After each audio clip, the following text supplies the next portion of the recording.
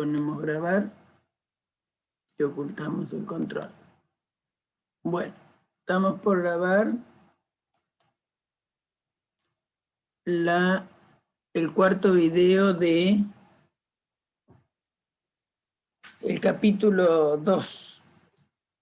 ¿De qué se trata? Bueno, lo que vamos a ver es seguir trabajando con operaciones entre números reales y viendo su representación gráfica que nos ayudará a definir un orden adentro de los reales y además ver cómo podemos dibujar algunos conjuntos de los números reales y después aplicaciones de las operaciones usuales de suma, producto, potencia, que uno define en los conjuntos numéricos que ya tenemos definidas hasta los racionales. También algo charlamos en el último video, pero ahora vamos a ir a algunas cosas importantes a destacar. Bueno, ahora lo que tienen que tener presente son las operaciones definidas en los conjuntos numéricos ya vistos. Tener siempre presente que tienen un apunte de la cátedra subido al sitio de ideas y pueden usar los videos anteriores y también los PDF de los videos. Bueno, nosotros podríamos haber pensado que si así como dibujábamos los números naturales, los enteros y los racionales en la recta, con esos números la recta nos podía haber quedado cubierta, ya que los números racionales están suficientemente próximos, ¿no es cierto? ¿Por qué digo eso? Porque dado dos números racionales, siempre podemos buscar el punto que está en el medio de los dos, que también es un racional. Y bueno, y después vamos achicando, pero igualmente siempre podemos seguir achicando ese intervalito donde tenemos dos números racionales, tomamos la mitad, tenemos dos números racionales, tomamos la mitad, cada vez más chico. Pero ¿qué ocurre? Eso va a cubrir todos los puntos que pudiéramos dibujar en una recta y no. ¿Saben por qué no? Porque nosotros sabemos que la expresión decimal de un número racional es un número con un número finito de cifras después de la coma, o si tiene un número infinito de cifras después de la coma, esas cifras que tenemos después de la coma son periódicas. Y el periodo de ellas tiene que ser finito. Se pueden repetir muchas veces. Por ejemplo, piensen nada más que en el 1/3. El 1/3 es 0, 3, 3, 3, 3, 3, 3, 3. El periodo es 3, pero se repite infinitamente. El periodo 3 es súper finito porque es un único número el que forma ese periodo. Entonces, ¿cómo podríamos fabricar un número que no sea racional? Y bueno, poniendo después de la coma cifras periódicas, cifras decimales de manera no periódicas e infinitas cifras decimales no periódicas. ¿Y eso puede pasar? Y sí puede pasar. El ejemplo más conocido o más familiar o podemos acceder rápidamente es el número raíz de 2, que se demuestra fácilmente que no es un racional. Hay que saber un poco de enteros, pero bueno, la demostración no es difícil. Entonces, ese número también puede volcarse a la recta, porque de acuerdo al teorema de Pitágoras, el raíz de 2 lo obtenemos como la diagonal de un cuadrado del lado 1. Entonces, esta longitud la podemos medir de alguna forma, por ejemplo con regla, la podemos medir con un compás e irla trasladando sobre la recta. Primero bajamos así, ya tenemos un raíz de 2 acá. y en este lugar, en este punto. Y después podemos transportar eso hacia la derecha, es decir, para los lados de los positivos, raíz de 2, 2 raíz de 2, 3 raíz de 2, etc. Y después podemos marcar raíz de 2 hacia el otro lado del 0 y vamos a tener menos raíz de 2 y así la podemos seguir trasladando y vamos a tener muchos múltiplos de raíz de 2 sobre la recta. ¿Cuántos? Todos los que queramos. Infinitos múltiplos de raíz de 2 nos quedan dibujados en la recta. Y esos puntos que quedan marcados no representan un número racional, representan a un número irracional. O sea que también los irracionales caben en la recta. Así como están los racionales, los irracionales también. Entonces, la idea es que toda la recta queda cubierta con los números que llamamos reales, porque acuérdense que los números reales, así llamamos aquellos que son o bien racionales o irracionales. Hay una relación 1 a 1 entre los puntos y los números reales. También un número conocido por ustedes es el pi. El número pi, que tiene la particularidad de ser irracional, es una constante de proporcionalidad entre la longitud de una circunferencia y su diámetro. Y como curiosidad les comento que no es la raíz de ningún número, ¿no? Ningún número racional tiene por raíz a pi, bajo ningún índice. Entonces, esto es un número nuevo que no se obtiene de manera que uno puede obtener algunos irracionales, porque no solamente la raíz de 2 es irracional, sino la raíz cuadrada de cualquier número primo se puede demostrar que es irracional. Bueno, ahora, el enfoque que vamos a hacer de los números reales, en particular de los irracionales, es bastante intuitivo.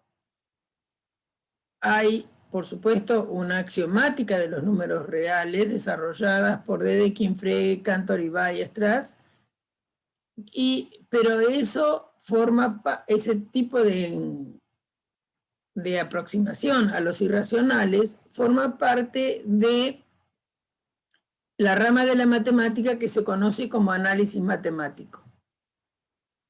Esa axiomatización fue fines del 19, principio del 20, como todo, ese fue el momento que se quisieron axiomatizar toda la matemática, ¿no?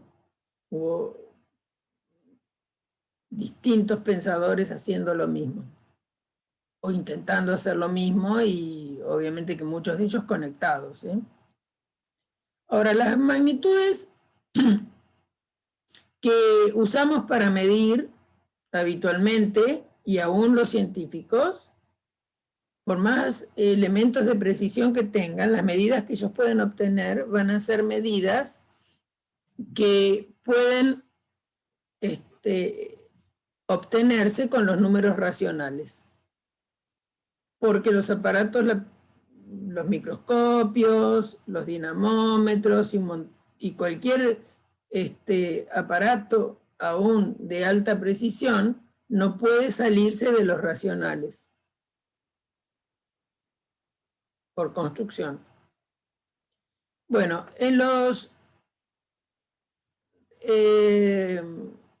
racionales ya vimos las operaciones que tienen la suma y la multiplicación.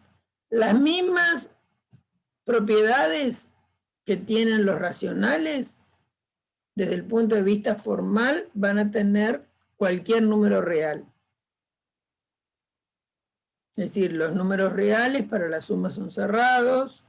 Acuérdense que no es cerrada la suma de irracionales, pero en general, si yo sumo dos números reales, la suma va a darme un resultado que es un número real.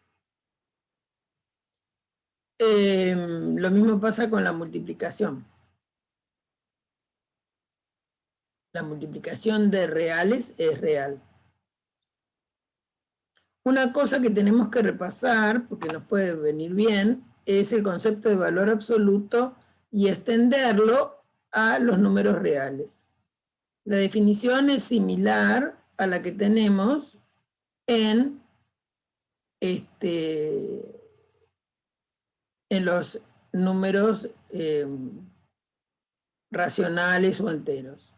El valor absoluto de un número es A si el número es positivo y es menos A si el número es negativo.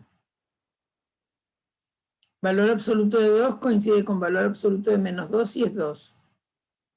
Y el valor absoluto de un cuarto va a ser un cuarto y el de menos un cuarto también menos un cuarto. Si el número es menos 0,2731, su valor absoluto es 0,2731. Los números se pueden pensar, una representación geométrica de lo que significa el valor absoluto de A, podría pensarse que lo que hacemos es tener el origen, tener el punto representativo del número y la longitud del segmento que va del número al el punto que lo representa, ¿no? Que representa el número, ese es el valor absoluto. Es decir, que la distancia de 0 a A coincide con la distancia de menos A a 0. Y esa distancia o longitud de ese segmento es lo que llamamos valor absoluto de A. Bueno, acá esto queda para ustedes para que controlen si son verdaderas o falsas estas proposiciones. Acuérdense de lo que significa menor o igual. Menor o igual es menor o igual. ¿Por qué digo eso? Porque acá, por ejemplo, dice valor absoluto de 0,27 es mayor que 0,27. El valor absoluto de 0,27 es 0,27. Entonces, 0,27 no es mayor que 0,27, es igual. En cambio acá, por ejemplo, tenemos el valor absoluto del número menos 234,18 es 234,18 y acá nos proponen, ¿el valor absoluto de este número es mayor o igual que este número? Bueno, fíjense que los dos números son iguales salvo el signo y el valor absoluto de este número va a ser 234,18. Entonces el mayor o igual es verdadero porque mayor o igual alcanza con una de las dos condiciones y como es igual es verdadero. Les queda a ustedes para realizar las otras cuando usen el PDF del video. Bueno, acá esto también es muy sencillo, analizar o buscar otro número que tenga los mismos valores absolutos que los que están dados acá. Es súper elemental. Estas expresiones a evaluar también son fáciles. Lo único complicado de acá podría ser qué opina del valor absoluto de A más B con respecto al valor absoluto de A más del valor absoluto de B. Bueno, ya les anticipo que es falsa. Alcanza con dar un ejemplo donde esta igualdad no se verifique.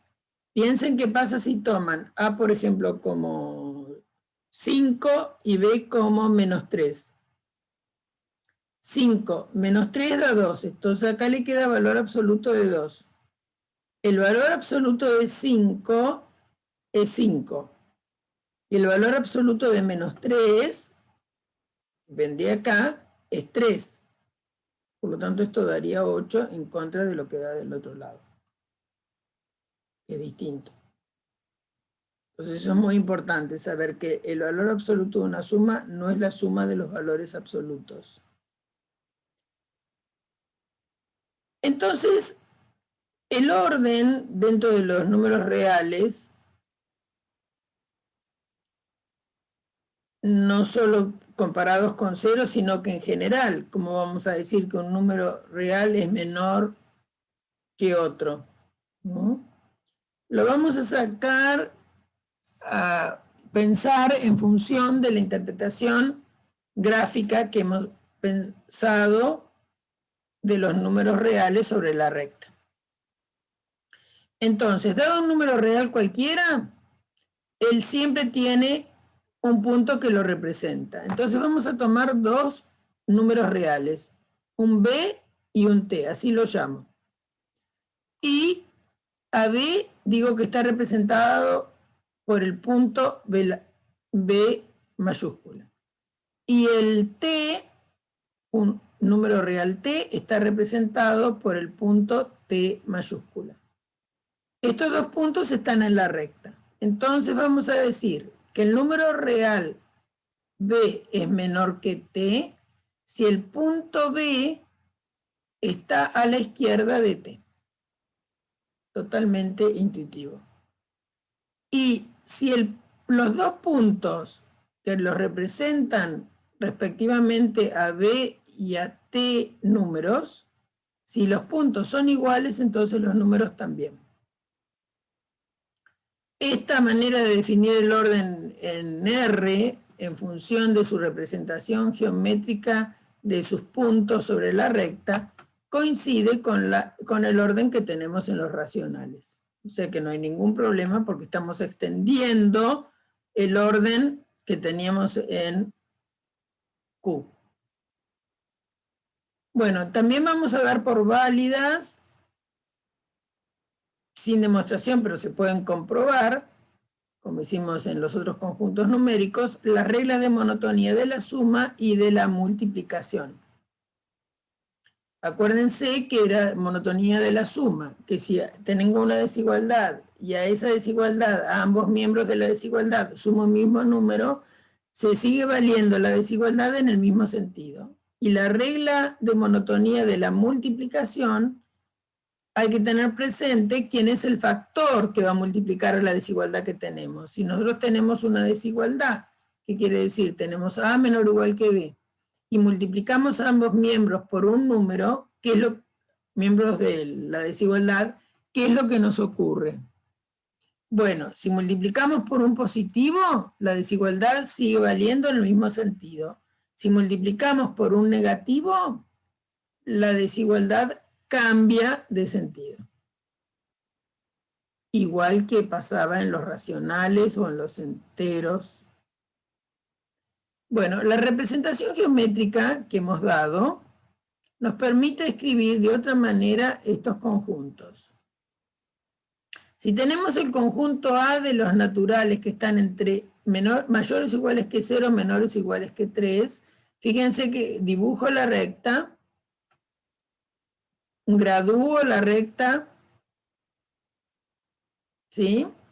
Y marco los números naturales que viven en A. ¿Y quiénes son? El 0, el 1, el 2 y el 3. Los marqué con crucecitas rosa. El B son los naturales mayores o iguales que 1, menores o iguales que 4. Los marqué con unas rayitas celestes. Inmediatamente vemos que ni A está contenido en B, ni B contenido en A. Porque en A está el 0 que no está en B, y en B está el 4 que no está en A. Ahora, miremos este conjunto. El conjunto de los números reales tales que son mayores o iguales que 0 y menores estricto que 5. Hemos dicho que toda la recta, es decir, todos los puntos que están sobre una recta están representados por un número real. Entonces acá yo lo que tengo que dibujar son todos los números reales que van desde el 0, tomando el 0, pero sin llegar a tocar el 5, pero estando tan cerca del 5 como se pueda. Entonces, acá lo marqué con una línea llena en verde. Al 0 lo tomé, por eso marqué un corchete, y al 5 no lo tomo, por eso marco como un paréntesis. Y todos los que están en C son todos los que están indicados con verde. Y el 5, fíjense que no lo toco, porque por eso hago una curvita tipo paréntesis. Entonces, ¿hay alguna relación de contención de estos conjuntos en C si ambos conjuntos están contenidos en C. Pero obviamente que C no va a ser igual a esto porque sus elementos son reales, ¿no? Bueno. Además, C tiene la particularidad, por ser un conjunto de esta forma, de poder escribirse como intervalo. Así se anota, esto es lo que se llama notación de intervalo. ¿Cómo se interpreta? Y bueno, hay acá un corchete. Y después viene el 0. Esto quiere decir que el número 0, perdón, pertenece a este intervalo. Después viene el 5 y viene un paréntesis. Este paréntesis está indicando que este número, en particular 5, no está en el conjunto que está definido por intervalo. Y esto en el campo real, y estoy hablando de representación de conjuntos y cómo los escribo, esto se debe interpretar como es la definición de C, que son los números reales mayores o iguales que 0, menores estricto que 5. Bueno, acá tenemos otro conjunto, que es el D. El conjunto D está definido como los números reales tales que su valor absoluto es estrictamente menor que 4. Entonces, acuérdense que los números positivos, es decir, los mayores que 0, coinciden con su valor absoluto. Entonces, para los positivos, decir que el valor absoluto es menor que 4 es lo mismo que decir que el número es menor que 4. Entonces va a ir de 0 hasta 4 sin tocar, porque es menor estricto. Ahora, como cada número es igual a su opuesto, todos los números reales que están acá tienen valor absoluto menor que 4, pero entonces todos sus opuestos que están así, en este lugar, tienen su valor absoluto menor que 4. Entonces nos queda que D, en realidad, escrito como intervalo, es el intervalo menos 4, 4. ¿Por qué pongo paréntesis? Y bueno, porque el menos 4 no lo toco y el 4 tampoco. Entonces, a este tipo de intervalo se lo llama intervalo abierto. El anterior que vimos para C es semicerrado o semiabierto, como quieran. Porque es cerrado o abierto de un solo lado. Y acá está claro que el conjunto A, que estaba formado por el 0, 1, 2, 3, está contenido en D. Bueno, algo más sobre radicación, digamos, comentarios importantes que tenemos que hacer.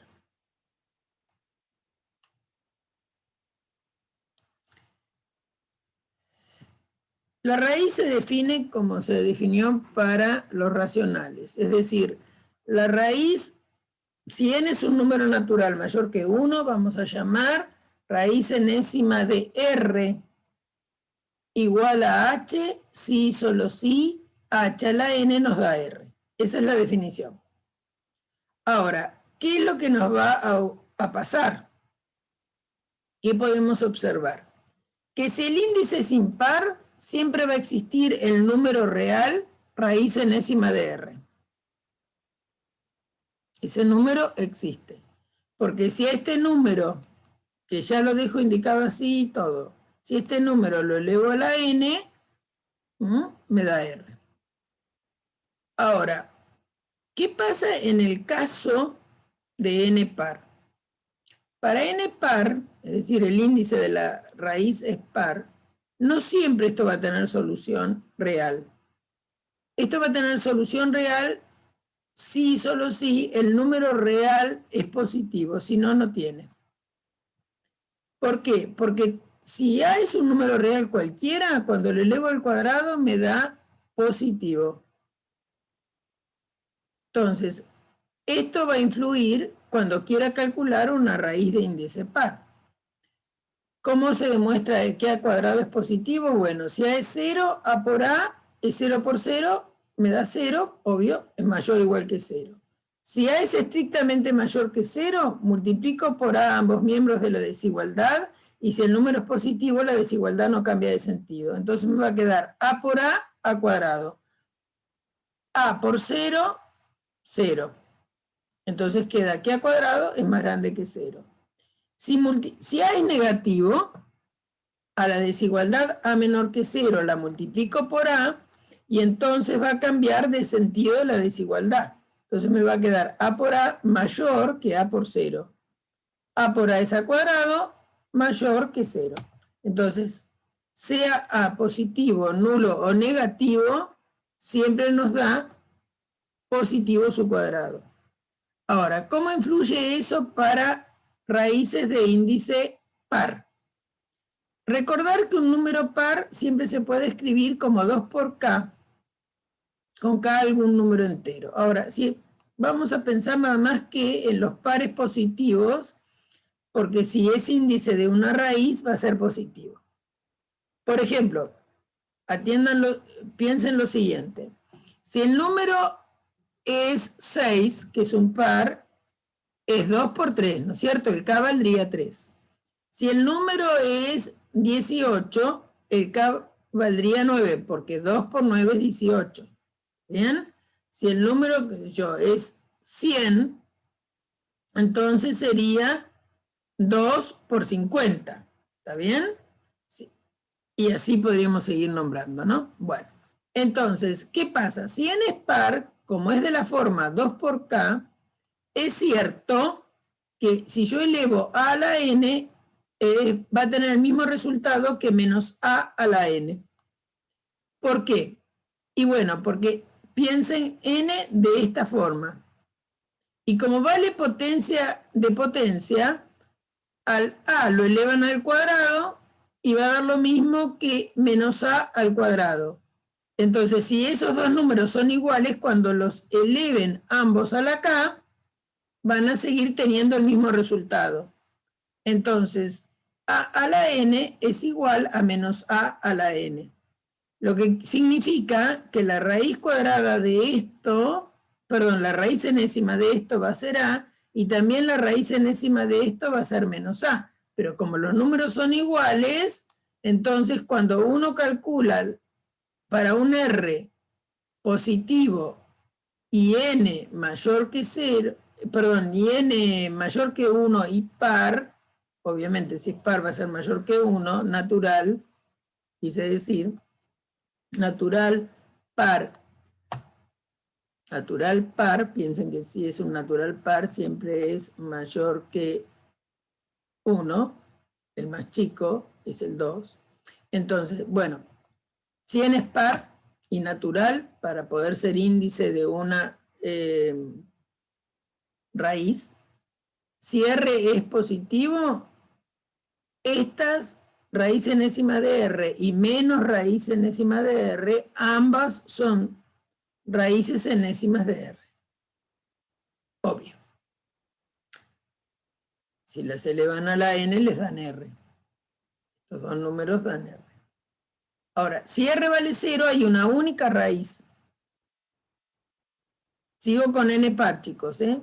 Y si r es negativo, no tiene raíz enésima real. Bueno, ahí hay unos ejemplos que hacen después mirando las filminas porque son muy sencillos, nada que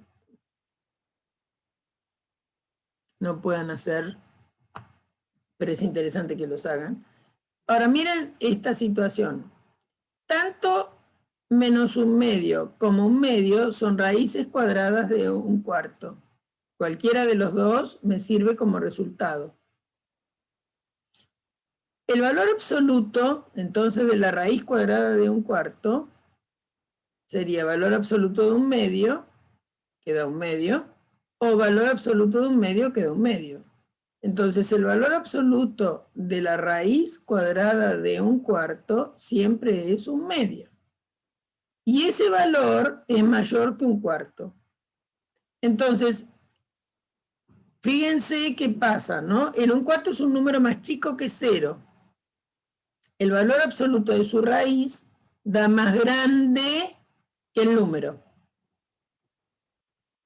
En cambio, si el número en particular es el 1, va a ser el caso donde el valor absoluto de la raíz de 1 va a ser igual al número. porque la raíz de 1 puede ser el número 1 o también podría ser el número menos 1. Pero como el valor absoluto de 1 y de menos 1 coinciden en 1, entonces lo que estamos diciendo es que cualquiera sea la raíz de 1 que yo piense, el valor absoluto es 1 igual al número que está acá adentro. Bien. En cambio, si el número es más grande que 1, por ejemplo el 25, y le calculan la raíz cuadrada de 25 da 5, y la otra da menos 5. Los valores absolutos de estos dos números son 5. Entonces, en esta situación, cuando el número es más grande que 1, como es el 25, ustedes búsquense otros ejemplos también, entonces ven que el valor absoluto de la raíz cuadrada es más chico que el número. Acá hay dos ejemplos donde se ve que la suma no se distribuye, perdón, la radicación no se distribuye en la suma. Si ustedes suman 36 y 64 da 100. La raíz cuadrada de 100 es 10. Pensemos en la positiva. Y después ustedes verifican en la negativa. Raíz cuadrada de 36 es 6. Y raíz cuadrada de 64 es 8. Entonces, 6 y 8 es 14. Y de este lado me había dado 10. Y entonces no son iguales. Pero no pasa solo para este número, sino que siempre pasa que la raíz no se distribuye. Ya con que haya un ejemplo adentro de los números reales donde la raíz no se distribuye en la suma, ya vamos a decir que la raíz no se distribuye en la suma. Acá tienen un ejemplo para resolver ustedes. Bueno, hay ejercicios de cuentas que pueden aparecernos mezcladas, cosas entre potencias y raíces. Hay un caso muy particular de esa situación, es cuando están juntitas la potencia y la raíz. Eso es lo que se acostumbra a llamar tener un exponente fraccionario. A ver, vamos a ver qué significa eso. Si R es un número real y M es entero y N es natural, vamos a decir que R a la M sobre N es la raíz enésima de R a la M. Entonces, esto, y acá que agregué, siempre que exista. ¿Por qué? Y porque acuérdense que acá yo a N estoy diciendo que es un natural nada más, mayor que 1. No estoy diciendo para nada si es par o impar. Entonces, no necesariamente esta raíz va a tener solución, como discutimos recién.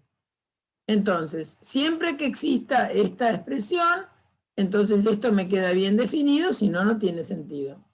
Y la raíz M sobre N es la raíz enésima de R a la M. Y en ese orden, Bueno, entonces, ¿qué será 2 a la 4 tercios?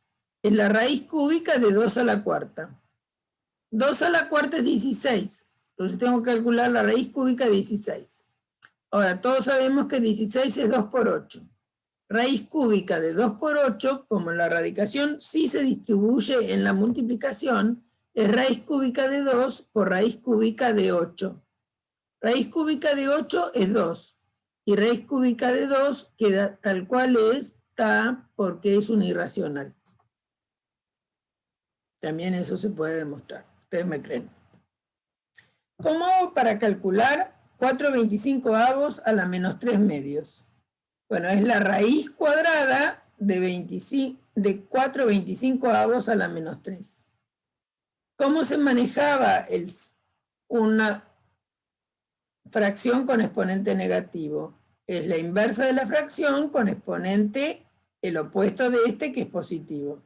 Entonces es la raíz cuadrada de 25 cuartos al cubo. Ahora, como 25 cuartos al cubo, lo puedo pensar usando la definición de potencia como 25 cuartos al cuadrado por 25 cuartos, Y la raíz, vuelvo a repetir, se distribuye en la multiplicación, es la raíz cuadrada de 25 cuartos al cuadrado por la raíz cuadrada de 25 cuartos. La raíz cuadrada de 25 cuartos al cuadrado es 25 cuartos. Y la raíz de 25 cuartos es más menos 5 medios. Cuidado acá que estamos multiplicando. Y entonces, esto sí es una simbología. ¿Qué quiere decir? Que vale tanto el más como el menos para esta fracción que está acá. Que son dos fracciones distintas. Una cosa es tener 5 medios, otra cosa es tener menos 5 medios, obvio. Pero la idea es que lo escribo de una poniendo más y menos. Entonces, ¿cómo resuelvo esta situación? Bueno, como pongo el más menos adelante y después hago el producto de numerador con numerador, denominador con denominador. O sea que va a ser 25 por 5, 125, 4 por 2, 8, con un más menos. Bueno, acá hay un ejemplo que es menos un séptimo a la 4 medios. Eso es la raíz cuadrada de menos un séptimo a la cuarta. Y eso es la raíz cuadrada de un séptimo a la cuarta. Y eso da lo mismo que hacer más menos un séptimo al cuadrado. Luego un séptimo al cuadrado, el más menos no se olviden, es 1 sobre 49. ¿Qué pasa si tuviéramos también el menos un séptimo, pero elevado ahora a la 3 medios? Es la raíz cuadrada de menos un séptimo al cubo. Pero menos un séptimo al cubo, como es un menos, da negativo. Y un séptimo al cubo es 1 sobre 3,43.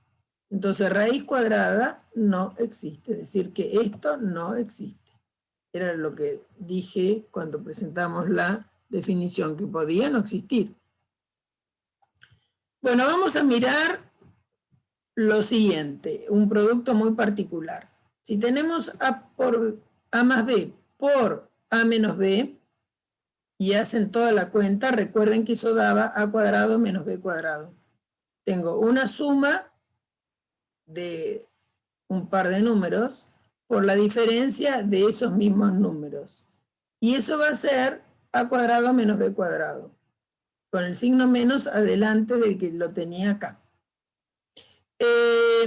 Bueno, ¿cómo saben qué es eso? Hagan la propiedad distributiva del producto en la suma y van a ver que obtienen esto. Acá yo hice un caso especial. 2 más raíz de 3 por 2 menos raíz de 3.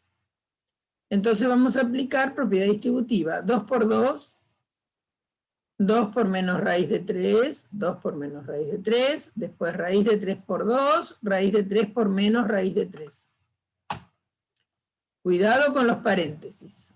Entonces es 2 por menos raíz de 3, más por menos va a ser menos. Y acá, no confundir acá, es más por menos, menos. Y raíz de 3 por raíz de 3 es raíz de 3 al cuadrado, con un signo menos afuera y no en el alcance del cuadrado.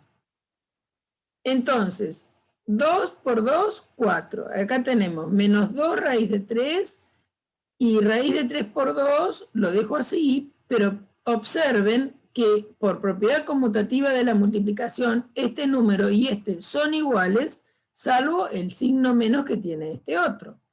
Entonces, ¿qué pasa? Este número y este son opuestos uno de otro. ¿Y cuánto suman? 0. Entonces, estos dos se cancelan, porque son opuestos, entonces me va a quedar 4 menos el resultado de haber elevado raíz de 3 al cuadrado. Y eso da 3. Entonces es 4 menos 3 igual 1. Bueno, vamos a mirar lo que se llama racionalización de denominadores. ¿Esto qué significa? Significa, dada una fracción que puede tener como denominador un número de este tipo que sea irracional, porque no todas las raíces enésimas de un número son irracionales, ¿no? La raíz cuadrada de 25 nos da 5 y no es irracional. Entonces, si en un denominador aparece una raíz enésima que es irracional o una suma de este tipo que sea irracional, vamos a ver cómo hacemos para conseguir una fracción equivalente a la dada, pero cuyo denominador sea racional.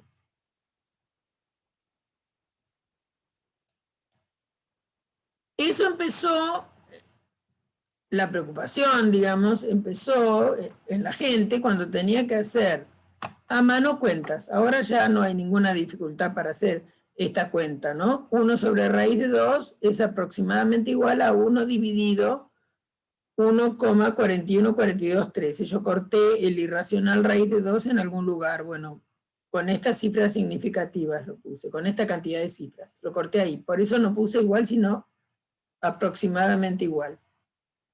Hacer esta cuenta a mano es compleja. Obviamente que si ahora tiene una calculadora, no, para nada.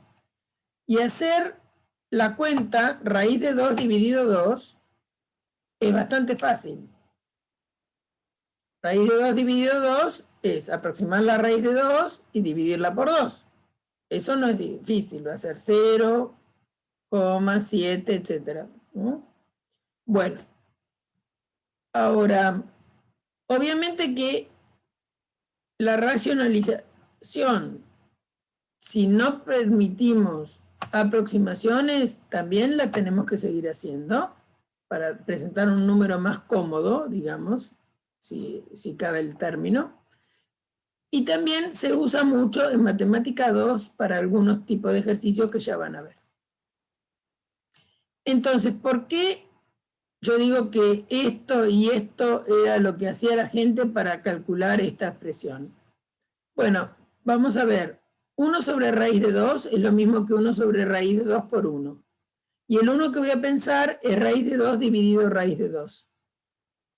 Claramente raíz de 2 dividido raíz de 2 es 1. Por lo tanto, al 1 sobre raíz de 2 no lo modifiqué. Salvo que multipliqué por 1. Un 1 especialísimo. Entonces vamos a multiplicar numerador con numerador, denominador con denominador. 1 por raíz de 2 me queda raíz de 2. Raíz de 2. Y en el denominador va a quedar raíz de 2 al cuadrado. ¿Y cuánto es raíz de 2 al cuadrado? 2. Es decir, que la fracción 1 sobre raíz de 2 es equivalente a la fracción raíz de 2 sobre 2. Bueno, vamos a racionalizar esta fracción, que es bastante compleja, ¿no? Tiene 3 términos en el numerador y en el denominador raíz de 7.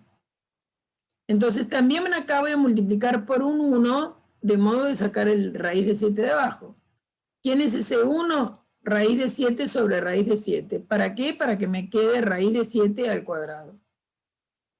Cuidado aquí porque al multiplicar por raíz de 7, tienen que multiplicar cada uno de los términos del numerador de la primera fracción, de la que le dieron a ustedes. Entonces van a tener que aplicar propiedad distributiva de la multiplicación en la suma. Entonces va a quedar 2 raíz de 7 por raíz de 7, raíz de 14 por raíz de 7. Como dijimos, sobre raíz de 7 al cuadrado. Raíz de 7 al cuadrado es 7. Ahora, pensar un poco. 14 es 2 por 7. Entonces, la raíz cuadrada de 14 es lo mismo que tener raíz cuadrada de 2 por raíz cuadrada de 7, porque la radicación se distribuye en la multiplicación. Entonces, miremos qué estamos teniendo. Y estamos teniendo 2 por raíz de 7 más raíz de 7 al cuadrado más 2 por raíz de 7 raíz de 7. Raíz de 7 por raíz de 7 raíz de 7 al cuadrado también.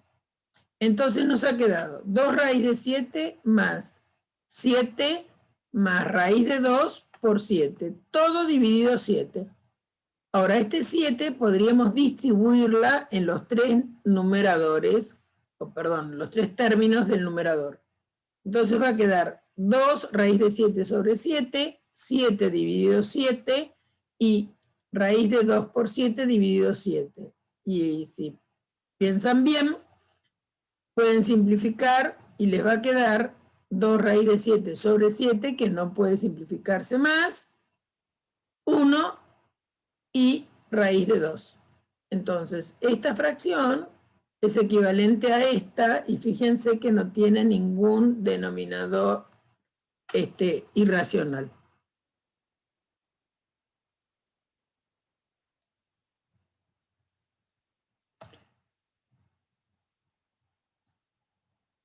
Bueno, vamos por último a mirar este video, filmina, este ejemplo.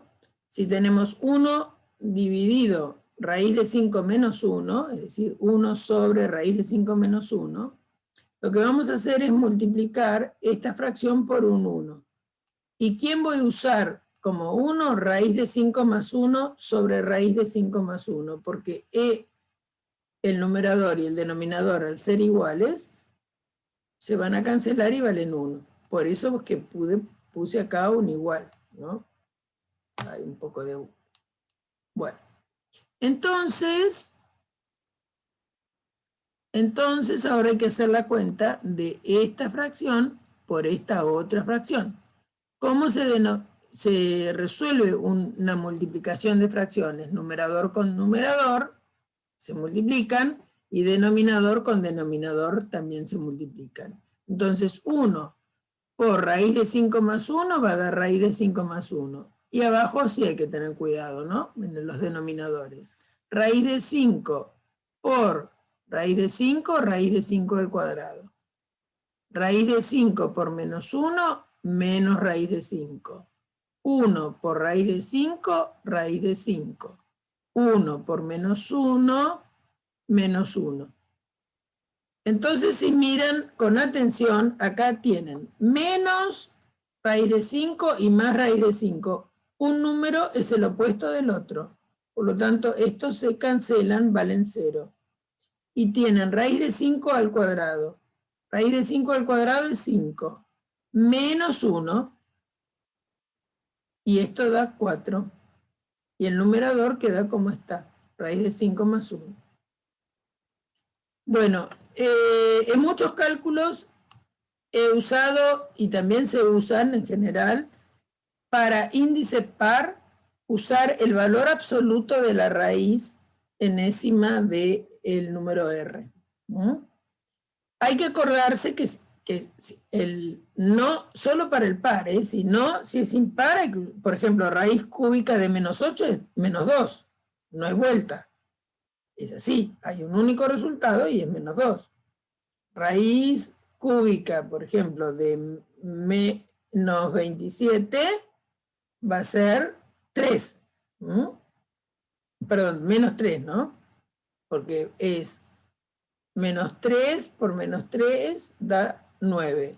Y 9 por menos 3, menos 27. O sea que la raíz cúbica de menos 27 es menos 3. Y un único resultado. Ahora, cuando es par, acuérdense que habíamos comentado que teníamos dos posibles valores, ¿no? Raíz cuadrada de 16 puede ser tanto 4 como menos 4. Entonces, cuando estamos resolviendo un cálculo de ese tipo de ejercicios que nos pueden dar, tipo combinados, combinando raíces con números, fracciones, etcétera, etcétera, si no nos dicen otra cosa, se usa el valor positivo de la raíz. ¿Qué quiere decir el valor positivo? Es decir, se usa el valor absoluto de la raíz enésima de R para n par. ¿Entendido? Y cuando se usa las dos raíces. Cuando nosotros estamos resolviendo una ecuación, y por ejemplo que al final de resolver esa ecuación llegamos x al cuadrado igual a 64, solución de la ecuación son tanto el 8 como el menos 8. Ahí hay que usar los dos valores.